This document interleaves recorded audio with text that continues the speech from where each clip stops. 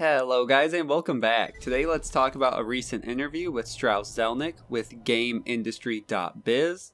A lot of different topics were covered like Red Dead Redemption 2, but more importantly for this video we're just going to talk about the Borderlands 3 related info. But before I start, make sure to follow me on Twitter at Hayder for video updates, and I've been posting a lot more Borderlands content over there that might not make it into videos necessarily. To Why Right for today's thumbnail, which is really cool. He makes a lot of Borderlands art, so all the links will be down below to the full article, Why Right, and my page. So with that, let's get right into it. So first thing we have to talk about is the E3 mentions and why he really doesn't see a point in announcing there anymore.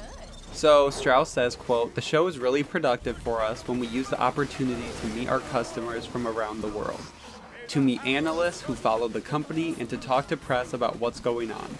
And while there are consumers here, it's not primarily a consumer show. We are more effective doing business here than doing promotion here." Which would have been nice to know before E3.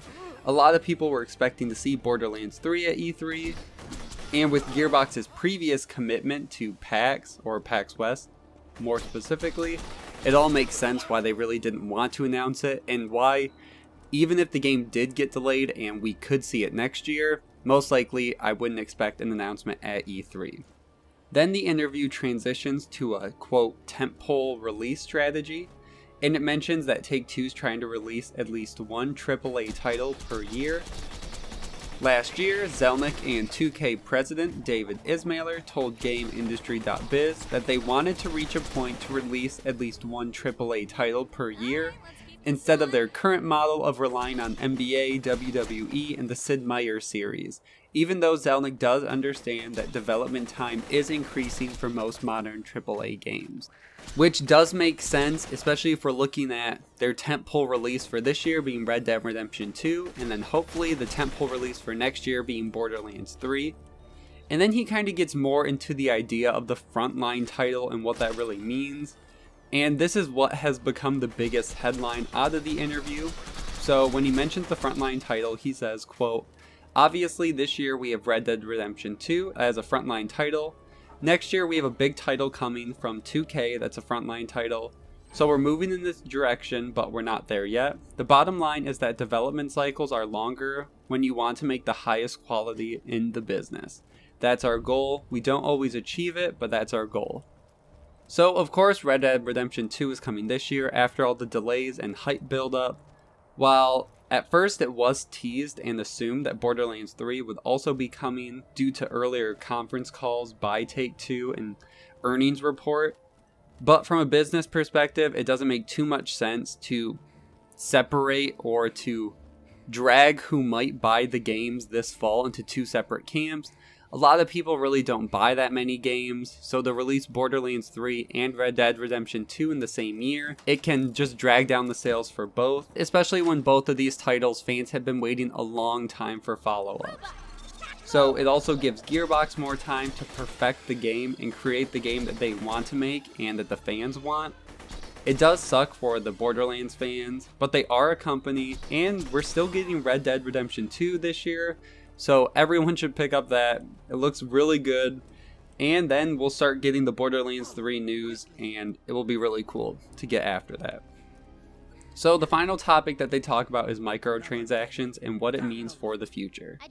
So Zelnick starts by saying, quote, "There's no question that the fact that recurrent consumer spending was nearly half of our business in the last financial year, and it gives us a latitude to invest even more judiciously in our upcoming titles." And he's obviously talking about GTA 5, how successful that's been for them with microtransactions and all the recurrent consumer spending is what they call it. The Game Daily article kind of breaks it down, saying that publishers will need to be cautious in how they introduce monetization to upcoming franchises like BioShock or Borderlands when they return. If development cycles are becoming longer, the cost must also be increasingly bigger to make it worth it. There will be fans who don't like the idea of adding microtransactions at all to either series, but Zelnick kind of confronts those head on and says, well, Borderlands had 9 paid downloadable content packs, so recurrent consumer spending isn't only in-game payments or virtual currency. It also means downloadable add-on content. For example, Civilization titles have DLC, Mafia 3 has DLC, which is still generating revenue to this day. Our goal is always to engage the consumer after the initial release. If we have something that doesn't work, we won't be able to do that because no one wants more of it. So the fact that he mentions Borderlands by name is important. Randy Pitchford earlier this year has already spoken out against predatory microtransactions in games, and I believe that the Borderlands series has kind of set the gold example of what to follow monetization wise, and they never really pressure the consumers into getting anything, and there's no changes to gameplay because of it. So if you remember, Borderlands 2 did have purchasable skins and heads that were exclusive. They were 99 cents. You couldn't earn them in-game, but you could buy them. They really weren't pushed that hard. If you wanted them, you could buy them, or if you just wanted to support the game, you could buy them. Then we got the seasons of DLC, which were really great. There was the season pass if you wanted to pay ahead and just get all of them. Then we also got the Headhunter packs, which were also a great deal, just the single story missions. So I could see something really similar to this in Borderlands 3. Something else that we haven't really talked too much about is that they could even do multiple seasons of DLC, maybe even 2, with 8 full story campaigns just because of the new system limitations on the PS4 and Xbox One. So Borderlands 3, I'm not worried at all about how Gearbox will continue to make money on the game and the amazing things they're going to do with it. But it is safe to say that we will probably see again the paid heads and skins along with DLC and even Headhunter packs. But let me know what you guys think down below. Is Borderlands 3 going to be a Frontline title from Take-Two coming in 2019? And how do you feel about the microtransactions? Are you still worried that Gearbox might throw in some things or be forced to add weapons or pressured into game-changing mechanics that is basically turns the game into pay to win? Let me know all your thoughts down below. Thank you guys so much for watching. Like, comment, subscribe, and see you guys in the next one. Yes, for shizzle. Now let's go.